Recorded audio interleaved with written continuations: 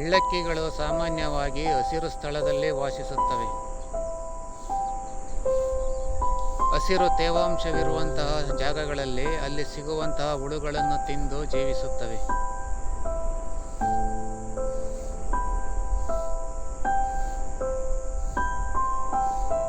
ಸಾಮಾನ್ಯವಾಗಿ ಬೆಳ್ಳಕ್ಕಿಗಳು ಗುಂಪು ಗುಂಪಾಗಿ ಇರುವುದು ಹೆಚ್ಚು.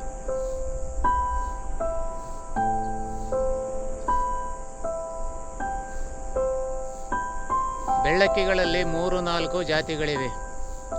ದುಂಡುಗೊಕ್ಕರೆ, ಕಾಲುಗೊಕ್ಕರೆ ಹಾಗೂ ಮರಿಗೊಕ್ಕರೆ ಎಂದು ಇರುತ್ತವೆ. ದುಂಡುಗೊಕ್ಕರೆ ಎಂದರೆ ಕಪ್ಪು ಬೆಳ್ಳಕ್ಕಿಯ ಕೊಕ್ಕು ಕಪ್ಪಾಗಿರುತ್ತದೆ ಹಾಗೂ ಉದ್ದವಾಗಿರುತ್ತದೆ. ಕಾಲುಗೊಕ್ಕರೆ ಎಂದರೆ ಕತ್ತನ್ನು ಎತ್ತಿಕೊಂಡು ನಿಂತಿರುವವೇ ಕಾಲುಗೊಕ್ಕರೆ.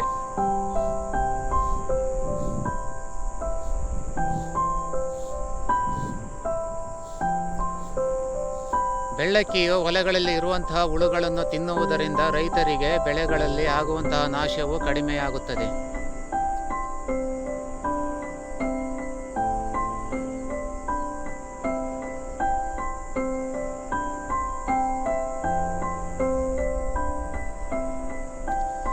ಅವುಗಳದೇ ಆದಂತಹ ಒಂದು ಸ್ಥಳಗಳಲ್ಲಿ ಹೆಚ್ಚು ಬೆಳ್ಳಕ್ಕಿಗಳಿರುವಂತಹ ಊರು ಬೆಳ್ಳಕ್ಕಿ ಬೆಳ್ಳೂರು.